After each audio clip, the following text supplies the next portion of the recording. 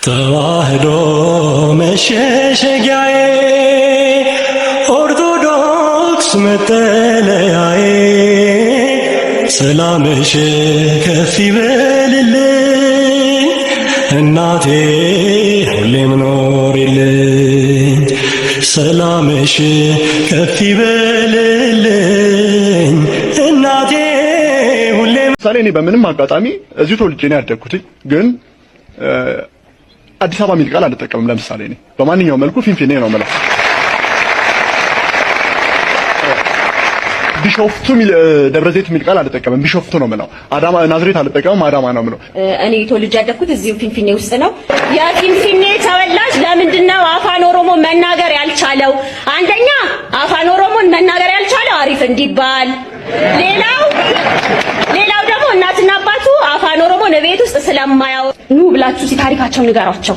ከዚህ ትልቅ ማህበረሰብ ውስጥ እንደወጡ አስተምሯቸው። እስቲ አሁን ለተገኘው አንድነት የፊንፊኔ ተወላጆች አንድ ኃይል ሊሆኑ እንደሚችሉ አትጠራጠሩ። ይሆናሉ። ከደረሰ እኔ ያጎቶቼ ልጆች ያክስቶቼ ልጆች ብታዩዋቸው በቃ ጠፍተዋል፣ የሉም። እኔ ሰርግ ላይ የአህዳ ልብስ ለብሼ ሲሄድ እነሱ ናቸው አንደኛ ፕሮቴስት የሚያደርጉት። በስመ አብ ወወልድ ወመንፈስ ቅዱስ አሐዱ አምላክ አሜን። ሰላም ተወዳጆች እንደምን አላችሁ? እኔ የፍጥረት ሁሉ ባለቤት እግዚአብሔር ይመስገን በጣም ደህና ነኝ። ተወዳጆች እንግዲህ ይህ የእኔ የዩቲዩብ ቻናል ቢኒያም ሽታዬ ባክ ቱ ዘ ኦሪጂን ኦርቶዶክሲ የሚለውና ፍቅረ ኢየሱስ የሚለው ይሄ የምታዩት ቻናሌ ፖለቲካዊ፣ ሃይማኖታዊና ማህበራዊ ኢኮኖሚያዊ ነገር ያወሳል። ትስስሩና ውቅሩ አንድ ነው። ስለዚህ አንድ ሰው ሃይማኖት ካለው ፖለቲካዊ ያገባዋል፣ ኢኮኖሚ ያገባዋል፣ እንደገና ደግሞ ማህበራዊ ውቅሩ ያገባዋል። ትስስሩ የተገመደበት እውነት ልትነጣጥሉት ስለማትችሉ ስለሆነም በመጀመሪያ የምሰራቸው መርሃ ግብሮች አንደኛ ምንጭን ዋቢ ያደረገ ነው፣ ከስሩ ዋቢ ያደረገ ነው። ዛሬም እንግዲህ የማነሳላቸው የተወሰኑ ሀሳቦች አሉ። ከዚህ በፊትም እንግዲህ የዛሬ 5 ዓመት ምናምን ስናገር ጠቅላዩ ኦርቶዶክስን ላያት አልፈልግም እንዲህ ብለዋል ብዬ ብጮ ብዙዎቻችሁ አልሰማችሁኝም ነበር፣ ብዙዎቻችሁ አልተረዳችሁኝም ነበረ። አንዳንዴ ብቻዬን ጮክ ያክል አንዳንዴ ነገርኳችሁ እንኳን እንደው በኤክስ ማጥፋት ነው እያላችሁኝ ነበር። ፕራክቲካሊ ሲሆን ግን እግዚአብሔር የተመሰገነ ይሁን። አንዳንዶች ደውላችሁ ይቅርታ የጠየቃችሁኝም አላችሁ፣ ሰነድም ደግሞ ከኔ የወሰዳችሁ አላችሁ። ስለዚህ ዛሬም የምናነሳው ነገር በማስተዋል ከሰማችሁ ያለ መረጃና ያለ ማስረጃ የምናነሳቸው ግለሰቦችን ጠልተናቸው አይደለም፣ ሀሳብ ነው የምንሞግተው። በሀሳብ ልዕልና ማምን ሰው ነኝ፣ ለማምንበት ነገር ደግሞ አልመቻመችም። ስለዚህ ዛሬ ኢትዮጵያዊነትን መሰል ነገሮችን ስናነሳ ለምሳሌ የምናነሳቸው ሰዎችን ትላንትናና ዛሬ ብለን እናነሳቸዋለን። ሌላው እንግዲህ ዛሬ ጠቅላዩ የኢትዮጵያ ኦርቶዶክስ ተዋሕዶ ቤተክርስቲያን ልክ እንደ ህንድ ቤተክርስቲያን ማላንካይን ለመገንጠል እያደረጉ የጀመሩትን ሂደቶች ስንናገር ምናልባት ዛሬ ልትቀልዱ ትችላላችሁ፣ ግን አሁን ፕራክቲካሊ ከነ ትሬሊንጉ ከነ ቦታው እጠቁማለሁ። ይሄንን ነገር ደግሞ በአንክሮት በጥንቃቄ እንድትሰሙኝ ያደራ መልእክቴ ነው። ቦታውን አሳያቸዋለሁ፣ ቦታውን ነግራቸዋለሁ፣ ዝግጅቱን ነግራቸዋለሁ እና በመረጃና በማስረጃ እንናገር። ስለ ግለሰብ ስናነሳ፣ ስለ ተቋም ስናነሳ፣ ይልቁኑ ብልጽግናን ራሱ ስንተች በመረጃና በማስረጃ ነው መተቻት የለብን ማለት ነው፣ ግብሩን ስንገልጠው ማለት ነው። ስለዚህ ገዳይ ነው ስንል ገዳይነቱን ልክኛ እንደምናደርገው ለምሳሌ አብይ አህመድ ከገባ ገዳይነቱ ስናሳይ በቴሌግራም በዚህ ስልክ ቁጥር ጻፉልን እንልካለን ብለን ላይ ብዛጆቻችሁ ላክንላችሁ፣ ደንግጣችሁ አቆማችሁ። በቃ ያያችሁ ያለ መረጃ አለማውራት ማለት ለምን መሰላችሁ? ለጊዜው ሶሻል ሚዲያ ብዙ ነገር ሊለን ይችላል፣ በሰማይ ግን እንጠየቅበታለን። ይሄ የዚህ ቤት የተሰመረ ሀቅ ነው እና አሁንም በመረጃና በማስረጃ ነው የምናወሳው። ዛሬ እንግዲህ ጠቅላዩን እናነሳለን፣ እነ ታዬን እናነሳለን። ሀሌታ ዩቲዩብ ላይ ታዬ ማናዞት አስቴር በዳኔን ፕሮቴክት አድርግ ተብሎ መልስ ሰጠ። አስቴር በዳኔ በጉዞ ላይ ያለች መልስ ልሰጥ ስትል ከዛ በኋላ ከመንገድ ላይ ለምን ተመለሰች? እያንዳንዱ ነገር በመረጃና በማስረጃ አወራለሁ። እንዳልኳችሁ አልዋሽም። ለምን ዋሻለሁ በዚህ እድሜ ማለት ነው። ስለሆነም ዛሬ እንግዲህ የተወሰኑ ሀሳቦች እናነሳለን። የታየ መምህርነትና የሌላው መምህርነትን እንደገና ደግሞ ይሄ ክርስቲያን ሮናልዶ የሚባለው ስሙ ይቀየር የሚል የሙስሊሞች ንቅናቄ ያ ብቻ ሳይሆን ዛሬ ከረንት በዋለው የምክክር ኮሚሽን ውሎ የኢትዮጵያ ካላንደር ይቀየር የሚለው ጽኑ ሙግትን እናወሳለን፣ እንነጋገራለን። መርሃ ግብሬ ለትውልድ ተደራሽ እንዲሆን አብራችሁኝ ቁሙ። ላይክ በማድረግ እንድትጀምሩ ብትችሉ ይሄን አገልግሎት ሳፖርት ብታደርጉ በሱፐር ቻት፣ በሱፐር ስቲከር እንዲሁም ደግሞ በመሰል መተግበሪያዎች ከታች አስቀምጠንላችኋል ብትደግፉን ስደተኛ ነንና ደስ ይለናል። አገልግሎታችን ብዙ ነገር ስለሚፈልግ ማለት ነው። ይሄን በትህትና ነው የምናገረው፣ በትህትና ነው የማሳስበው። ከቡና ገንዘባችሁ ላይ ብትደግፉን ጥሩ ነው ብዬ አስባለሁ። ሰው አይደለንም፣ ብዙ ነገር ጥለን የመጣን ሰዎች ነንና ደግፉኝ መልእክቴ ነው። ስለዚህ ዛሬ የመጀመሪያ ሀሳብ እናንሳ በትዕግስት 3 ነገሮች ናቸው አንክሬ ማለት ነው። እስቲ ጠቅላዩ ስለሚያሰለጥኗቸው ካህናት ላሳያችሁ። ይኸው በመረጃ እስከ ፍጻሜያችን ድረስ እግዚአብሔር በመንፈስ ቅዱስ አንድነት እንጠብቀን ስለ አንድነታችን እንማልዳለን። ቅዱሳን ከሆኑ ነቢያትና ከቅዱሳን ሐዋርያት ጋር በእምነት አንድ መሆኑን ይሰጠን ዘንድ እግዚአብሔር በመከራችን ሁሉ መታገስ እንድንችል የትዕግስትን ፍጻሜ ይሰጠን ዘንድ ስለ ነፍሳችን ትዕግስት እንማልዳለን። አገልጋዮቹ ሐዋርያት ደስ ልናሰኘው እግዚአብሔር ማገልገሉን ይሰጠን ዘንድ እድል ፋንታቸውንም ያድለን ዘንድ ስለ አገልጋዮቹ እንማልዳለን። እንደ ቅዱሳን ሰማዕታት እግዚአብሔር ለእኛ የሰማዕትነትን ሥራ ይሰጠን ዘንድ ለክርስቶስ ምስክሮች ሆነን ስለምንገለጥበት ሕይወትና አገልግሎት እንማልዳለን። የቤተ ክርስቲያን አገልጋዮች እነሱ ናቸውና እግዚአብሔር እነሱ ለረጅም ወራት ይሰጠን ዘንድ ያለ ነውር በንጽሕና ሆነው በእውቀት ሃይማኖትን ቃል ያቃኑ ዘንድ ስለ ቤተ ክርስቲያን አገልጋዮች ሁሉ እንማልዳለን። እንግዲህ እንድታስቡ ረጋ ብላችሁ ሁላችሁም እንድትሰሙኝ በጣም እየጠነከርኩ ነው ወደኋላ የሚሄደው። የነታየንና የአስቴርን ሚስጥር በመረጃ ነው ማውራላችሁ በኋላ ማለት ነው። እንግዲህ ቅድስት ቤተክርስቲያንን ጠቅላይ ሚኒስትር አብይ አህመድ ለሕይወቴ ፈተና ነች፣ ለጉዞዬ ችግር ነች፣ ስጋት አለብኝ ያሉት ከመጀመሪያው ነው። ለማስመሰል ሞከሩ፣ አልቻሉም። ወዲያው ተገለጡ። እንግዲህ አንዱ ይህ ቃለ ዓዋዲ የሚባል በአቶ አሰግድ የሚመራ ነው። ብዙ ዊንግ ነው ያለው። ወደ አንድ መርጅ እያደረጓቸው ነው። አሁን የቅዳሴ ስርዓትን ለማድረግ የሚጥረው በቃለ ዓዋዲ በኩል በአሰግድ በኩል የሚደረጉ እንቅስቃሴዎች ናቸው። ይሄ እንግዲህ በአሰግድ ቸርች ራሱ ጠቅላይ ሚኒስትሩ በጀርባ ከወይዘሮ አዳነች ጋር በሚደግፈው አሁን ልመጣላችሁ በደንብ እንድትይዙኝ ስለምፈልግ ነው። አዳራሽ ተከራይቶ መሰል ነገሮች ያደርጋል። ሁለተኛው ዊንግ የበጋሻው ነው። ሶስተኛው ዊንግ የወይዘሮ ዘርፏ ነው። ዘርፏ በአምልኮ ያኛው በማስተማር እነዚህ በስርዓተ ቤተክርስቲያንና ምናምን ብሎ ከፋፍሎ አሳይመንት ሰጥቷቸዋል። ከዛ የት ጠቅልሏቸው እንደሚያስገባ ቀጥዬ እመጣለሁ። ቀጥሎ እንግዲህ በነጽጌና በነጌታቸው ሰሞኑን እንግዲህ ክስ ተመስርቶባቸዋል። በነጽጌና በነጌታቸው ከሳቴ ብርሃን ደግሞ የሚባል ዊንግ አለ። በደንብ ስሙኝ፣ አሁን በደንብ ስሙ።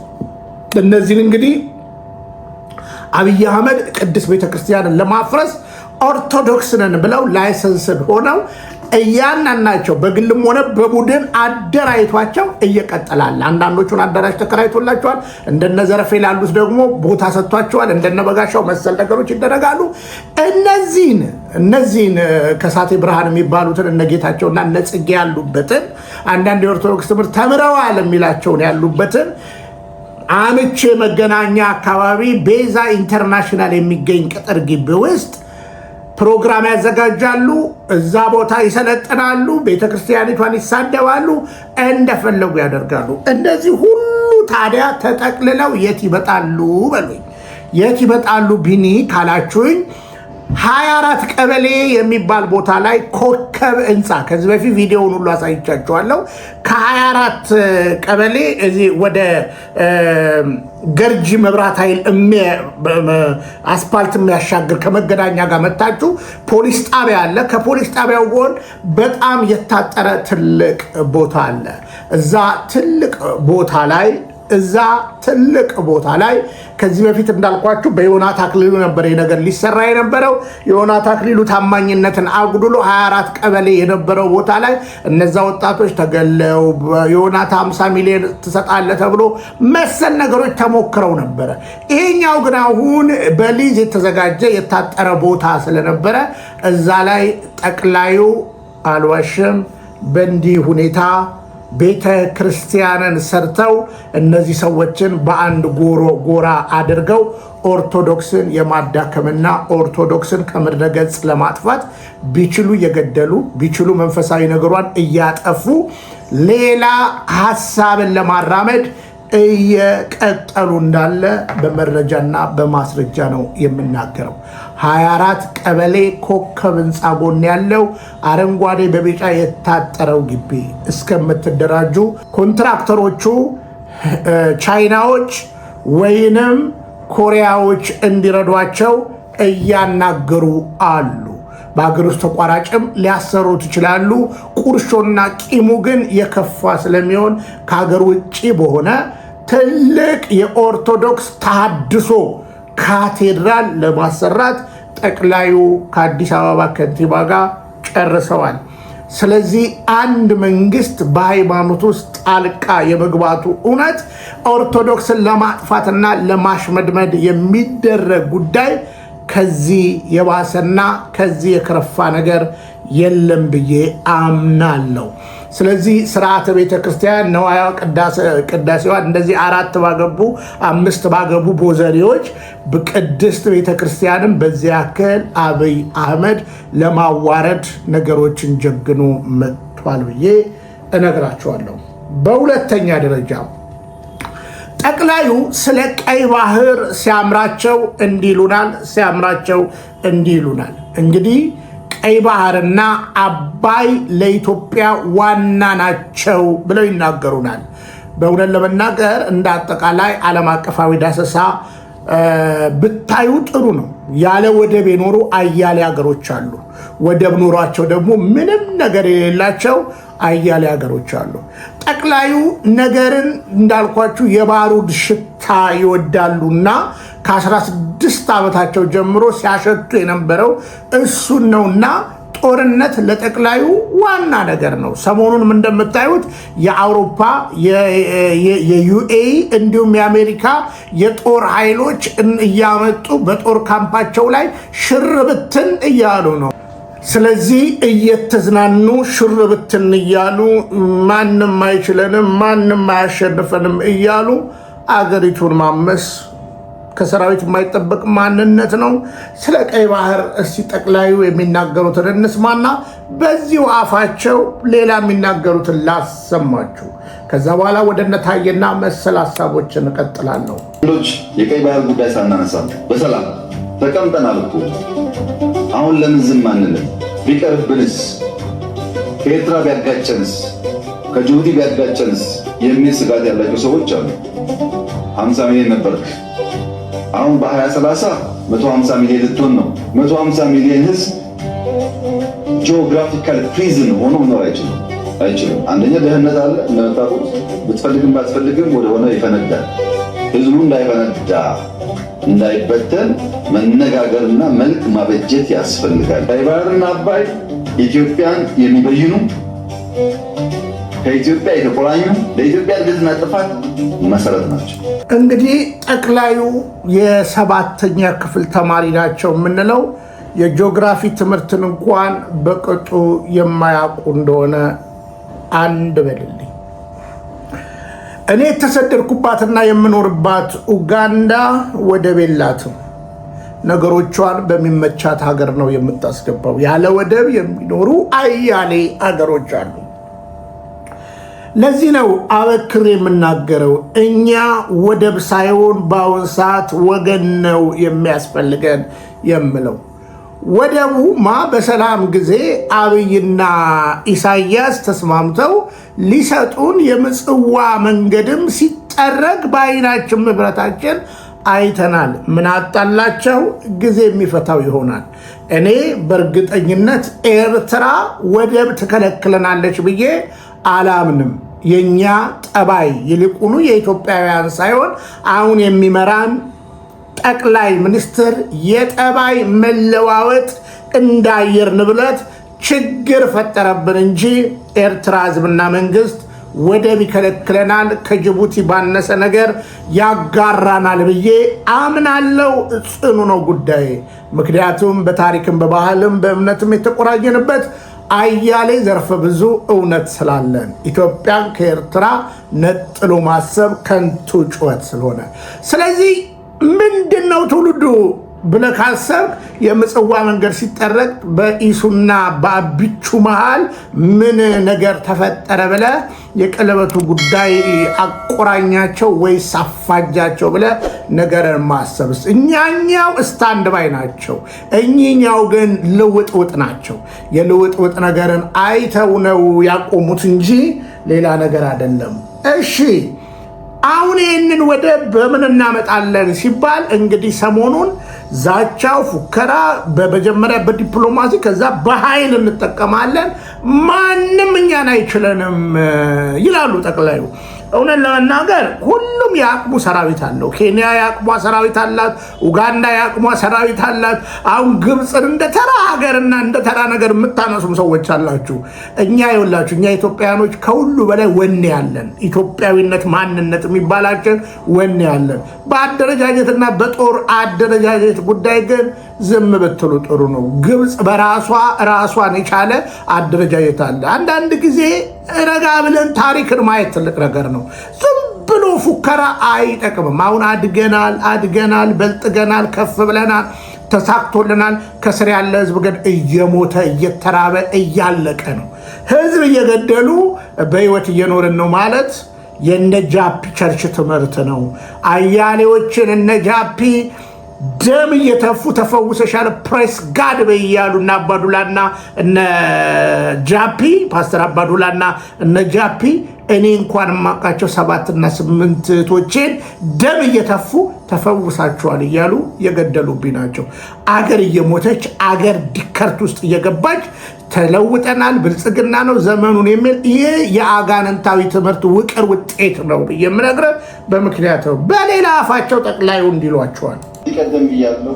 ዛሬም ቢሆን የጦርነት ሐሳብ የሚጎስሙ ሰዎች ሄደው የሚዋጉ አይደሉም። መላው የኢትዮጵያ ሕዝብ ማወቅ ያለበት ጦርነት ብሎ የሚናገር ሰው ካለ ግንባር አካባቢ አታዩትም። የደሃሊ ለማስጨረስ ነው። ከየትም ቦታ ይሁን የመተማመን ዘር፣ የመከባበር ዘር፣ የይቅርታን ዘር ያልዘራ ሰው የሰላም አዝመራ ማጨድ አይችልም። ጥርጣሬ እየነዛን፣ ስድብ እየነዛን፣ መናናቅ እየነዛን ሰላም ብንል አብሮ አይደለም። ሰላም መከባበር ይፈልጋል፣ መተጋገዝ ይፈልጋል፣ አንዱ ለአንዱ መተውን ይፈልጋል። ይህን ሁሉም ሰው ካደረገው ብቻ የተሟላ ሰላም ልናገኝ የምንችለው። የስኬታችን ሁሉ መሰረት ሰላምን አብዝቶ መፈለግ መሆን አለበት። ጠቅላዩ እንግዲህ እንደዚህ ባሉበት አፋቸው መልሰው ብንችል በዲፕሎማሲ ብንችል ባንችል በጦርነት ቀይ ባህርን ግን ማስመለስ ግድ ነው ብለው ደግሞ ይናገራሉ። ስለሆነም የጠቅላዩ ንግግር እንዳልኳችሁ ከአእምሮ እክል ጋር የተያዘ ስለሆነ ትላንት የተናገሩትን ዛሬ አያውቁትም። ሾርት ሜሞሪ እያደረጉት ነው ህዝቡን እያለን እኛ ደግሞ ከራሳቸው አንደበት ያለውን ለትውልድ እያጋራን አለንና ትውልድ ንቃ መልእክቴ ነው። ሌላው እንግዲህ እማነሳላችሁ ዛሬ አቶ ታዬ ቦጋለን ከማየታችን በፊት በታዬ ቦጋለ አቻ ያለ መምህር፣ ሀቀኛ መምህር፣ ተገለባባጭ ያልሆነ ፌክ ኢትዮጵያዊ ታዬና አስቴር ወይስ እነ ብንያም ሽታዬ? እሱን ለትውልድ እናጋራለን ወይም መሰሎች ታዬ ያነሳቸው። ግን እስኪ እኝን ሰው እናስታውሳችሁና ለመምህራን ዶክተሮች ተቃወሙ፣ ደሞዝ ተጨመረላቸው፣ የሆነ ነገር አታለሏቸው፣ እዛው በዛው አሳሰሯቸው፣ የሚያደርጉትን አደረጉ። ዶክተር ዝም ብሏል። መምህራን ተነሱ፣ አድማ መቱ፣ ተቃውሞ መጡ፣ ቦታ እንሰጣቸዋለን አሉ። በ34,000 ፐርካሪ እንደዛ እናስከፍላለን አሉ። የዛሬ 2 ወር ነው ወር ከምናምን እንደሰራሁላችሁ ከ34,000 82 ሚሊዮን ሆነ፣ 82,000 ሆነ በካሪ። ከዛ በኋላ መምህራንም ዝም አሉ። እኚህ ሰውስ አሉ ለመሆኑ? እስኪ ስሟቸው። የገንዘብ እጥረት አለብኝ፣ የኑሮ ችግር አለብኝ፣ ግን ከዚያ በላይ እኔ ሚስት አለችኝ፣ 4 ልጆች አሉ እና ቤቴ እየተቃጠለ እየጠፋ እያየው እንዴት ነው ሌላ ተጨማሪ ነገር ማስቧል? ኢትዮጵያ አሁን ባለችበት ሁኔታ ሰልፍለስ የሆኑ ምሁራን ያስፈልጓታል። መምህርነት በባህሪው ሳክሪፊሻል ነው፣ መስዋዕትነት የሚጠይቅ ሙያ ነው። ጥቅም ማግኛ አይደለም። ትውልድ አገር የሚገነባ ትውልድ የምናፈራበት እጅግ በጣም የተወደደ ሙያ ነው። እኔ ወደ 29 ዓመት ገደማ ሰርቻለሁ። አርባ ምንጭ ከተማ ውስጥ ነው የሚኖረው። እስከ ዛሬ የራሴ የሆነ የግል ቤት የለኝም፣ ግን ሙያዬን እጅግ በጣም እወዳለሁ፣ አከብራለሁ፣ እየሰራው ነው። ባለፈው ጥያቄው ሲነሳ አሁን እኔም ሳፈር እያደረኩ ነው እና እጅግ በጣም ወዳችኋለሁ፣ አከብራችኋለሁ። በዚህ ያላችሁ ታላላቆቼ ያላችሁ፣ እኩዮቼ፣ ታናናሾቼም አላችሁ። እባካችሁ ወደ ልባችን እንመለስ። በታሪክ አጋጣሚ በዚህ ሁኔታ ውስጥ ያለች ኢትዮጵያ የምትባል ሀገር ይኸው ተገናኝተናታል። ስለዚህ ለምንድን ነው የራሳችንን ድርሻ ለማሰብ ቅድሚያ የማንሰጥ? እንግዲህ እኚህ መምህር የ29 ዓመት መምህር አሁን ምክክር ኮሚሽን ውስጥ ይኑሩ አይኑሩ አላቅም። ከዚህ ንግግራቸው በኋላ ምናልባት ሀሳብ ቀይረዋል፣ ተሟልቶላቸውን ቤት ተሰጥቷቸውን ያላቸውን ነገር አላውቅም። ግን መምህርነት በጀግና አመለካከት ራስ ሞቶ ሌላውን ማዳን ከሚለው ነገር ግልጽ ነው። እውቀትን አካፍሎ ትውልድን የመስራት ግዴታ። አንድ መምህር ዝናብ እየዘነበ ጥላ እንኳን ባይኖረው ተማሪው ቀድሞ ስለሚጠብቀው የመምህርነቱን ግዴታ እየተወጣ በእንደነዚህ አይነት ጀግና ምሁራንና መምህራን በአቋም ስታንድ የጸኑ ስናይ ከርመናል። አሁን ወደ ታዬ ሀሳብ ልምጣ። አሁን ታዬ በደንብ ሁላችሁም ስሙኝ። ታዬ ሰሞኑን ሀሌታ ላይ ከትላንትና በስቲያ የለቀቀው ሀሳብ አለ። ታዬ ቦጋለ። አሁን ታዬ ለምንድን ነው ይሄ ስታንዱን ያጣው? በመጀመሪያ ደረጃ የተነካችው ወይም ሀሳብ የተነሳባት የዛሬ 3 ዓመትም ትናገር፣ የዛሬ 2 ዓመትም ትናገር፣ ዛሬም ትናገር፣ የዛሬ 10 ዓመትም ትናገር፣ እንደዚህ እየደነሰች እንደዚህ እየጨፈረች እንደዚህ እያደረገች ጨፋሪዋ አስቱዬ እስክስታ ስትደልቅ እንደዚህ ስናያት እንደዚህ አብረን ትከሻችንን ነቅነቅነቅ እያደረገን እንዲህ እያለን ከዛ በኋላ በድራማ ውስጥ ስትሳተፍ መሰል የምናቃት አስቴር በዳኔ እንዳለው ታዬ ፌክ ኢትዮጵያውያን ናችሁ ከአንተ ጭምር ብለን የምንናገረው ስታንድ የላችሁም፣ አቋም የላችሁም። ለምሳሌ አስቴር ነገር ተናገረች፣ ይሄ ቪዲዮ ወጣ። ለማስተባበል አስቴር ሀሳቧን ልትችር መጣች። ከምክክር ኮሚሽን ወጥታ በምሳሳት ወደ ሚዲያ እየሄደች ወደዚህ ሚዲያ ብዬ አልናገርም፣ ወደ ሚዲያው እየሄደች እያለ ከመንገድ ላይ ተመለሽ አሏት እና አዳነች አቤቤ እና አብይ አህመድ ካድሬዎች ተመለሺ፣ አንቺ አሁን የመስጠት ጉዳይሽ እዛ ጋር መታየት የለበትም። ለእኛ አሁን አፋችን የሆነ ታዬ ቦጋለም ይባላል። ስለዚህ ታዬ ይሰጥሻል፣ መልሱን አንቺ ዝም በይ ተብላ ከመንገድ ላይ ተመለሰች። ዋሽቼ ከሆነ አንድ ቀን በሱ ፊት ይጠየቃል። ከዛ በኋላ ታየ ቦጋለ ለመምጣት ያው ሐሳቡን ሊችል ተነገረው። ሂድና እትዬን ተከላከልልኝ ቢያንስ እኮ የወራት ባለውለታ ሄደች ተብሎ መመሪያ ለታየ ደረሰው። ለባለውለታው አስቴር በዳኔ ታየ ታዘዘ።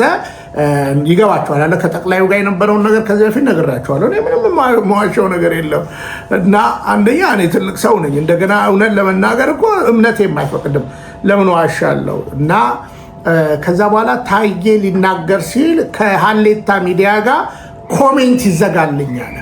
አይታችሁ ከሆነ አሁን ታየ ኢንተርቪው ያደረገበት ኮሜንቱ ዝግ ነው። አያችሁ፣ ይሄ ማለት አቋም የለሽነት ማለት ነው። በነገራችን ላይ ኮሜንቱን ዝጉልኝ አልቻልኩም። አዎ ታየ እውነት ከውሸት ጋር መቼም ቆሞ አያውቅም። እውነትን ውሸት አሸንፎት አያውቅም። ስለዚህ ኮሜንት አዘግተህ የምትለፈልፈው ልፍለፋ ግልጽ ነው፣ ውሸታምነትን ነው የሚያሳይ። በዚህ አጋጣሚ እንግዲህ እኔ ጋር መቼ ነበረ ቲክታክ ላይ ያለው ግባ ብያለሁ፣ በክብር ግባ ብያለሁ። እና እንደናንተ አይነት ፌክ ኢትዮጵያውያን ባንዳዎች፣ ሶላቶች ናቸው አገራችንን እያወደሙ ያሉት። አንተ ባለህ አቋም ለምን አትሞት? ባለ ስታንድ ለምን አትሞት? በመጀመሪያ ስትደግፍም ስትቃወምም ስታንድ ይኖር። ተሸውደ ከሆነ ተሸውጃለሁ ብለህ ልክ መናገር። እኛ እኮ አብይ እንደመጣ እኮ ሙሴያችን በዓለም ላይ እንዳሱ አይነት መሪ የለም ያላልነው ነገር የለም። እኔ ብቻ ሳይሆን አያሌ ምናልባት 1% ኢትዮጵያዊ ሊሆን ይችላል የነቃው እንጂ አያሌዎቻችን ተሸውደናል። ስናሸተው ስናየው ከኑ ማልን ከዛ እኔ ለንጽጽር ራሱ ከማጋ እንዳስቀመጥኩት ሁሉ በደንብ ዘመኑን ሙሉ ስናገር ስለነበር ማየት ትችላለህ። እና ስታንድ ያዘም ይሄ ለኢትዮጵያ የማይበጅ ገልበጥ ባጣ ጠዋት የተናገረውን ማታ የማይደግም ከዛ በኋላ መረጃና ማስረጃ ፈተሽን። ከሁሉ በላይ ደግሞ ኦርቶዶክስን ላያት አልፈልግም። ዘመኗን ሙሉ ስታስቀይን የነበረች ከቤተ መንግስቴ እንዳትገባ በደብዳቤ አባረርኳት። እናንተን ይንቋችኋል። ጆሮዬ እየሰማ አይኔ እያየ ፊት ለፊት ዛሬ በካሜራ ፊት እንደማወራው 400 ፓስተሮች ተሰብስበን ወደ አምላኩ ዝም ሲል ለእግዚአብሔር ያለው ኑሮ ያልኩኝ እኔ በማግስቱ ለ15 ፓስተሮች ደውዬ ለአባቶቹ ደውዬ ያልኩበት ሀቅ። ስለዚህ ታዬ አስቴርን ሊከላከላት መጣ። ምን ብሎ መጣ ሲሰሙት? ሁሉም ጋር አንድ ነው፣ ሁሉም ትግሬ አንድ ነው። አይቅናው እንጂ የአማራ ጽንፈኛ ቢገባ ከሂትለር የባሰ እነዚህ ሻንቅላ ምናምን የሚል ፌክ ኢትዮጵያኒስት የሚባለው አስቴር በዳኔ ንግስታቸው ነበረች። ኩን በቃ አረንጓዴ ቢጫ ቀይ ለብሳ። እዚህ ጋር አንድ ጥያቄ ልጠይቅ። ጋላ ማለት በህግ ያሳስራል የሚል ነገር ተሰምቷል አይደለ? ለምንድን ነው ሰው የማይታሰረው? እውነተኛ ሰዎች ከሆናችሁ ኦሮሞንን የጥላቻ ስም ነው ተብሎ አይደለ ያለው? ይሄው ቃል በቃል ይናገራል። ይሄው ጋላ አንድ ነው፣ ሁሉም ትግሬ አንድ ነው። አይቅናው እንጂ የአማራ ጽንፈኛ ቢገባ ከሂትለር የባሰ እነዚህ ሻንቅላ ምናምን የሚል ፌክ ኢትዮጵያኒስት የሚባለው አስቴር በዳኔ ንግስታቸው ነበረች። ኩን በቃ አረንጓዴ ቢጫ ቀይ ለብሳ መድረክ ላይ እንትን የምትል ካልተሸከምንሽ በአንቀልባ ካላዘንሽ ስታስነጥስ ሶፍት ካላቀበል የሚለው ቡድን ነው አሁን ዛሬ እንትን ሚላት። እና አስቴር በዳኔ ንግግሩን የተናገረችው አነሰ ቢባል ከ3 ዓመት በፊት ነው ሰምቼዋለሁ። ሁለተኛ እስከ 22ኛው ደቂቃ ያለው ሀሳብ ሳይሆን ከዛ በኋላ ነው የተቆረጠው የአስቴር በዳኔ።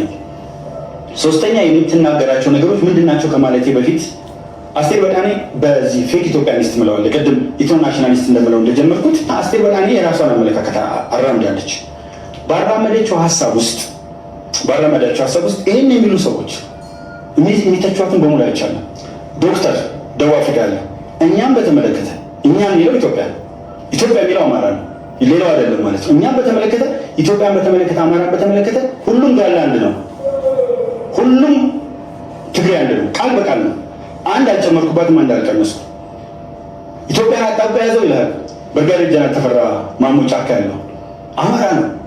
ሻለቃ ዳዊት ወልደጊስ ኢትዮጵያ አማራ ናት፣ አማራ ናት። ለማን ነው የምንሰጣት ይላል። ሙሉ ቪዲዮ እንሰጣለን። መጀመሪያ በምን ሞራል ነው አስቴር በዳኔ የሚተቹት? ኢዝ ማይ ኩዌስችን። መጀመሪያ አንተ ጋር ያለውን ኢንተርናሽናሊስት የሚሳደበው ብሔርን እንደ ብሔረሰብ ሲሳደቡ የሚሉትን ሰው ሳይነቁ እሷ ምንድን ነው ያለችው? አንድ ብሔር አለች። መቼም የአማራን አርሶ አደር 80%ቱን አይደለም የግዴታ እኮ ኤክስፕሊሲት ላይ አይደለም የተናገረችው፣ ኢምፕሊሲት በሆነ መንገድ ነው። ኤክስፕሊሲት አድርጋ ገልጽ አማራን በሙሉ ብትል የመጀመሪያ አስቴር በዳኔ ሀሳብ ግለሰቡ አይደለም የሀሳብ ተቃዋሚ መሆኑ ነው። አንድ ብሔር ስትል አማራ ውስጥ ያሉ ጽንፈኞችን በጣም ኤክስትሪም ላይ ብያለሁ፣ ከሂትለር የባሱ ዶክተር ደረጀ ዘለቀ ምን ብሏል? በቃ ስለዚህ አሁን አስቴር በዳኔ ያለችው አንድ ብሔርና አንድ ሃይማኖት የሚለው አማራን አይደለም፣ አጠቃላይ አማራን አይደለም፣ ወይም የሰሜኑን ህዝብ አይደለም። በነገራችን ላይ እኔ አንዱን ልንገርህ እስኪ አስቴር ራሱ ንግግርን ሰማው። ትልልቅ ጦርነቶችን ያስነሳው ነገር አሁን ጦር የሚያማዝዘን ብዙ ትውልድ የበላብን ጉዳይ ምን እንደሆነ ልንገርህ። የሆነ ብሔረሰብና የሆነ ሃይማኖት የሀገር ባለቤት ነው ብሎ ተቀምጧል። የሆነ ብሔረሰብና የሆነ ሃይማኖት። እኔ ግን አንተ በዚህ ያክል ሰው ይዋሻል? ምሁር ነኝ ብለህ ይሄው የሆነ ብሔረሰብና የሆነ ሃይማኖት ግልጽ ነው የተናገረችው። እኔ እኮ ነገርኩህ እኮ መልስ ልትሰጥ እኮ ጉዞ ጀምራ ከምክክር ኮሚሽን ወጣም ጉዞ ጀምራ መንገድ ላይ እኮ ነው እና አብይ እኮ የመለሷት። አንተ አፈቀላጤ እንድትሆን ማለት ነው። ፌክ ኢትዮጵያውያን ማለት አንተ አስቴር በዳኔና መሰሎች ናቸው። ከዛስ እነሱን ደግሞ እነዚህ አንድ ሃይማኖትና አንድ ብሔር ያለችውን ሊያጠፋ የመጣው ማን እንደሆነ ትናገራለች። ይሄው ስሙ እና ድሮ ፌዴራሊስቶች ሲሉት በዚህ ልክ እንደዚህ ሽታው የሚሰነፍግ አይመስለኝም ነበረ፣ በዚህ ልክ አይመስለኝም ነበረ። ግን ለካ መሬት ላይ ያለው ሀቅ ይሄ ነው። እና አሁን ሲገባል ሁሉም ሰው የዘራውን ነው እያጨደ ያለው።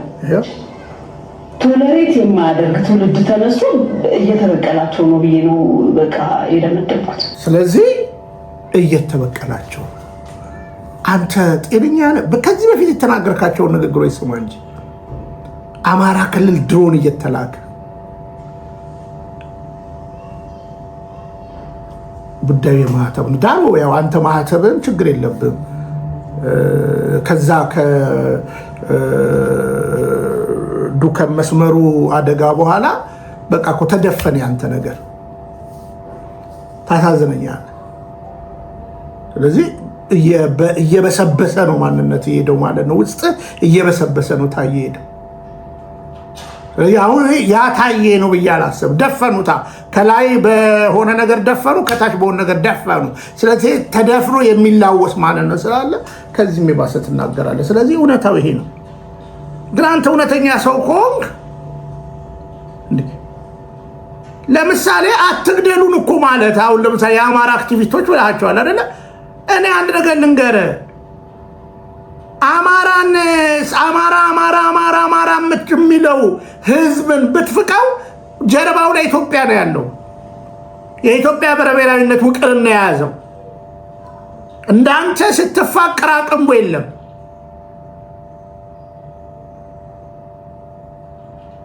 አንዳንድ ኦሮሞ የሚሉትን ስትፍቃቸው ታላቂቷ ኦሮሞ የሚል ነው እንጂ ያላቸው ኢትዮጵያ የሚል የሌላቸው አሉ፣ አንተን ጭምር። እውነት ነው እኮ አማራ ካላልክ እንዴት ይሳካል ነበር? አንተን ራሱ ወደ ላይ ያወጣ ልክ እንደ አስቴር በዳኔ አሁን ዛሬ ፌክ ኢትዮጵያዊነት ብላ ምናምን ብለህ እንደምታወራው አንተን ራሱ ማን ያውቃል? የትኛው ኦሮሞ ይቀበል ነበር? ኢትዮጵያን የሚወድና የሰሜኑ ህዝብ ነበር አንተ ሲደግፍ የነበረው። ከዛ ግልብጥ ብለህ በቤተ መንግስት ፍርፋሪ ሐሳብ ሸጥክ ቀየርክ እና አሁንስ የተነሳብህ ምንድን ነው? አማራ ቢልም ሲፋቅ ኢትዮጵያዊ የሚል እንደኔ ያለ ታዬ እኔ በጣም ተጠንቅቄ ነው እንጂ በጣም ልጎዳህ እችላለሁ። ታውቃለህ፣ በጣም መረጃ ሳይኖረኝ አላወራም። ደጋግሜ በውስጥ መክሬሃለሁ። በቃ ዝም ብለህ ወይም መጽሐፍ ጻፍ። ከራበክ ያው እዛ አሜሪካንም ጎፈንድሚ እንትን ተብሎ አልሰጥም አሉ። ነቁብህ፣ አዝማሚያን አወቁ። በዛ ንዴት ጠላት ሆንክ። አሁን መጣ አብይ ህይወት ያለው ከእግዚአብሔር ይልቅ በአብይ እጅ ላይ ነው ብለህ መጣ። ተቀበል፣ ቅራቅንቦ ኑር። ከዛ በኋላ ጻፍ። ግን ተወን በቃ እንዴ። በዚህ ጋር ከአክራሪው የእስልምና ጎራ ጋር ተጣምደ አገርን ሊያጠፋ ከሚያስብ አንድ ቦዘኔ ቡድን ጋር ተዋደ። ኦርቶዶክስን ትሳደባለህ፣ ቤተክርስቲያንን ትሳደባለህ፣ እንደፈለግ ትናገራለህ። እና ተው፣ ጠፋባውን ተደፈናል። ለመጻፍም እኮ ሰላም ያስፈልጋል እና ሰላም ስለተወሰደ ነው። ስለዚህ ይሄው ያለችው አንድ ብሔርና አንድ ሃይማኖት ነው። አንተ ደግሞ አይደለም እዛ ውስጥ ነጥላ ምናምን 80% አማራን አይደለም ያለችው፣ አማራና ኦርቶዶክስ ነው ያለችው። በአጭር አማርኛ አትመጻደቅ። ሊበቀል የመጣው አብይ አህመድ እና እነ ሽመልስ አብዲሳ አለ። በቃ አለቀ። ቶለሬት ማያረግ ትውልድ እንደችን እንኳን ማታቅ ምሁር ነህ እንዴ አንተ? ኧረ ንቃ። እኔ ግን ያኔ እንትና ማን ነበር ስሙ ፓስተር አባዱላ ገመዳ እችን ንግግር ሲናገር አንተ ራሱ ብትፋቅ እንደነ አብይና እንደነ ሽመልስ ሊና ይሸጥክ አማራ ለኦሮሞ ማትበጃ አማራ አትወላቀረው እንደዚህ ብሏት ነበር። ሰብታታ ስማት። ዞር ብለን ጎጃምን ብንመለከት ከ3-4 ትውልድ በኋላ የኦሮሞ ስምን እናገኛለን።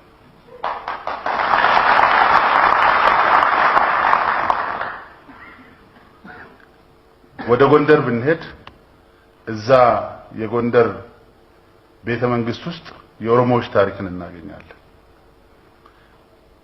በተቃራኒው ዛሬ ባሌ ብንሄድ የአንድ ትውልድ የሁለት ትውልድ ሳይሆን የ10 ትውልድ የአማራ ነዋሪዎችን ወይም ደግሞ እሱን ረስተው ከህዝቡ ጋር ተዋልደውና ተገናኝተው የኖሩ ህዝቦችን እናገኛለን። ወደ ሐረርጌ ብንሄድም እንደዛው እናገኛለን። ወደ ወለጋ ብንሄድም እናገኛለን። አያ ባሌ ላይ ብትሄዱ 10 ትውልድ ከሰሜን የመጣ አሁን ደግሞ ደርድር አሉ ስም። በነገራችን ላይ አይዞ ስም አሁን ለምሳሌ አንዳንድ እኔ ራሱ ማቃቸው ወንድ ጓደኞቼ ስማቸውን ሲቀይሩ አይቻለሁ። ለምሳሌ አሁን እነ ጅጅክሳ እነ አበባየው ደሜ ጅጅክሳ ነን ሲሉ እነ ሰኒ ዘሪውን እንዳሻው ስም ሲቀይሩ አንዳንድ ማቃቸው ፓስተሮች አሉ ስማቸውን ሲቀይሩ አይቻለሁ። እውነቴን ነው የምነግርህ እና እኔ ያሳፍረኛል። ባይደዌ አሁን ውጭ ሀገር አንዳንድ ወንድሞች እንትን ሲሉ ልጆች ሲወልዱ የምቆጣው ነገር አለ። ለምሳሌ የፈረንጅ ስም ያወጡላቸዋል። ምን ብሎ በቃ ለምሳሌ ማንጠግቦሽ፣ ፀሐይነሽ ጥሩ ስም እኮ ነው። በነገራችን ላይ ክፉ እኮ የሀገራችን ስም እኮ የምንኮራበት ነው። በነገራችን ላይ ከቻልን ደግሞ መንፈሳዊ ስምም ብናወጣ ሶሊያና፣ ልዲያ እንደዚህ ብንልም ራሱ አሁን አንተ በግልጽ አማርኛ ህሊናን ከሚሸጡ ስም የሚለውጡ ለዛው ይሻሉኛል ካንተ። ህሊናን ከሸጥከው ካንተ ስም የሚለውጡ ይሻላል። እና ይሄ ነው። እስቲ ደግሞ አሁን ሰሞኑን ይህብድ ደግሞ ክርስቲያኖ ሮናልዶ ስሙ ይቀየር ይላል። ክርስቲያኖ ሮናልዶ ብላችሁ ግቡና 122 ሚሊዮን ሰው እሱ የሚጽፈውን ያያል። እሱ ፖስት የሚያደርገውን ነገር ይከታተላል። አንድ ሞባይል ላይ ነው ያለው፣ ግን ኢምፓክቱ ምን ያህል እንደሄደ ተመልከቱ። አሁን የሰው ጤነኛ ነው? ክርስቲያኖ ሮናልዶ የሚባል ሰው 120 ሚሊዮን ህዝብ ይከተለዋል። የሚጽፈውን ክርስቲያን እንቅልፍ የነሳው እኮ ክርስቲያኖ ሮናልዶ። አሁን አንተን ማን ይሰማሃል? አሁን እንግዲህ ዛሬ ነግሬያቸዋለሁ። ከረንት ዛሬ በምክክር ኮሚሽን የኢትዮጵያ ካላንደር ይቀየር፣ ዓመተ ምህረት የሚባለው ይውጣ። አማርኛ እየተናገርክ አማርኛ ይጥፋ ማለት ነውር አይደለም። የአረብ ካላንደር እንዴ! ኧረ ተው። መኩሪያ እኮ ነች ኢትዮጵያ። በነገራችን ላይ በዓለም ላይ ካሉ የራሳቸው ቋንቋ ካላቸው 8 ግድም ሀገራት አንዷ ኢትዮጵያ ነች። ለዛም የደረበች ነች። በነገራችን ላይ የደረበ ስጋ እንዴት እንደሚወደድ ታውቃለህ አይደለ? ጥሬ በይ ይገባዋል። የደረበ ስጠኝ ይላል። የደረበች ነች እኮ ግዕዝና አማርኛ የደረበች፣ ሌሎች ቋንቋዎችን የደረበች፣ ኦሮምኛ ላይ በጣም ብዙ ቋንቋ የደረበች፣ በንግግር በጽሁፍስ ግዕዝና አማርኛ መጻፍ የምትችል ሃሁ ብለህ በግልጽ ሃሁ ብለህ በጽሁፍ በዓለም ላይ የሌለ በዓለም ላይ የሌለ። ከዛስ እናቱ ማን ነው ከተባለ አቦጊዳ አጥና። ይሄ እኮ ክብር ነው በነገራችን ላይ። አሁን የአረብ ቋንቋ የሀገር ቋንቋ ላርግ ማለት ሼም አይደለ እንዴ? አሁን ኦሮምኛን ብታመጣው እኮ ላቲ ወርድ ነው። አቢቺዲ ይላል ጣሊያን፣ አባጫዳ ይላል ኦሮምኛ። ተውሶ ነው። ሃለሃመ ማን ነው የሚለው? ማን ነው የግዕዙን ቃል የሚደግመው? ማን ነው ትስስር ያለው? እና ኢትዮጵያዊነትን የማጥፋት ሴራ ታላቂቷን ኦሮሚያ መስርቶ ታላቂቷን ኢትዮጵያ ለማጥፋት የክርስቲያን ደሴትነትን አጥፍቶ የእስልምና ዋና ለማድረግ የሚደረገው ሚና እኛም ነቅተናል፣ ጉድጓድ ምሰናል ከሚሉት ወገን። ውድ የኦሮሚያ ወንድም እህቶቼ እመኑኝ፣ የብልጽግናና የነታየ ቦጋለ የነዚህና አህመዲን ጀበል የእስልምና እምነት ተከታዮች የማይረባና ያረጀ በዚህ በ21ኛው ክፍለ ዘመን የማይበጅ ሐሳብ ነውና ነቅታችሁ እናንተው ተቃውሟቸው። አዎ ብዙ ሙስሊሞች እንደምትቃወሟቸው አውቃለሁ። ስለዚህ ተቃውሟችሁን በአደባባይ አወጡ። ታዬ ከታችም ከላይም ተደፍኖ እየተላወሳለና እግዚአብሔር ፍቱም መድኃኒት አንዱን ይክፈትልህ መልእክቴ ነው። በሐሳብ ልልና ካመናችሁ በመረጃና በማስረጃ ከተጎዳኛችሁ እናውራ፣ እንነጋገር መልእክቴ ነው።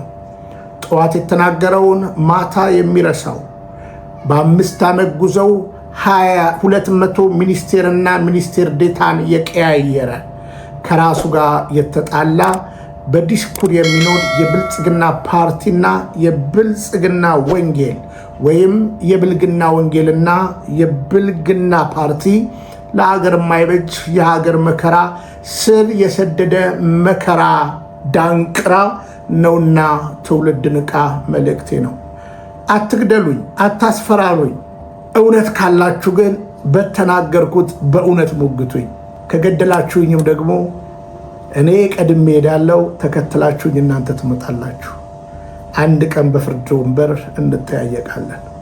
እውነትን ግዟት፣ አትሽጧት።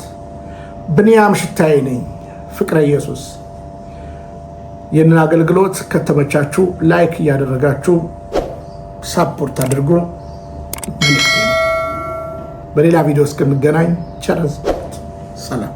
ተዋህዶ መሸሸጊያዬ፣ ኦርቶዶክስ መጠለያዬ፣ ሰላምሽ ከፍ ይበልልኝ እናቴ ሁሌም ኖሪልኝ።